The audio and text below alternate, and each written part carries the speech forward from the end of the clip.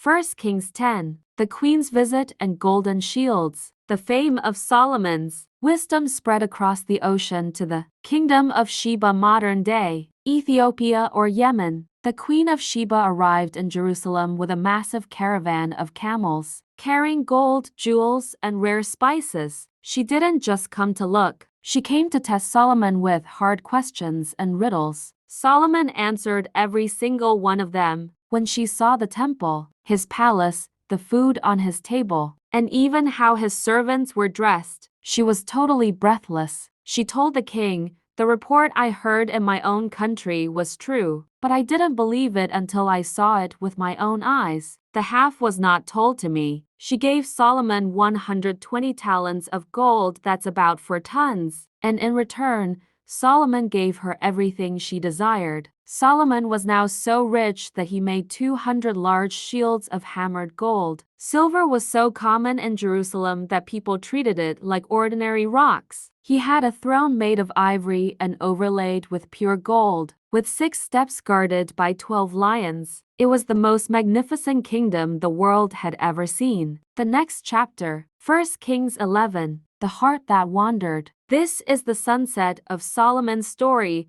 and it's a dark one. Despite all his wisdom, Solomon forgot the most important rule: to love God with his whole heart. He married hundreds of princesses from neighboring nations that worshipped fake gods. God had warned the Israelites not to do this because those wives would turn their hearts away. As Solomon grew old, that's exactly what happened. To please his wives, he built altars for their gods like Chemosh and Molech on the hills right next to Jerusalem. God was very angry and told Solomon, "Since you have done this, I will tear the kingdom away from you."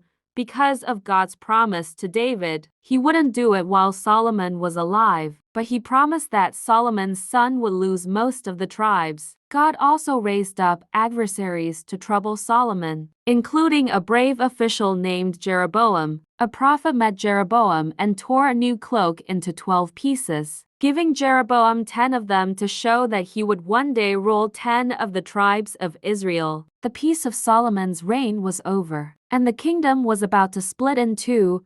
Wisdom is great, but it isn't enough to keep you on the right path. You also need a heart that stays loyal to God. Solomon had all the answers, but he stopped following the most important one. It reminds us that no matter how much we know or how much we have, our relationship with God is the thing that matters most. Solomon has passed away, and his son Rehoboam is about to take the throne. The people have a simple request: make our work a little lighter. Rehoboam's choice is going to lead to a massive civil war and the birth of two separate kingdoms. Read 1 Kings chapters 12 to see the big split.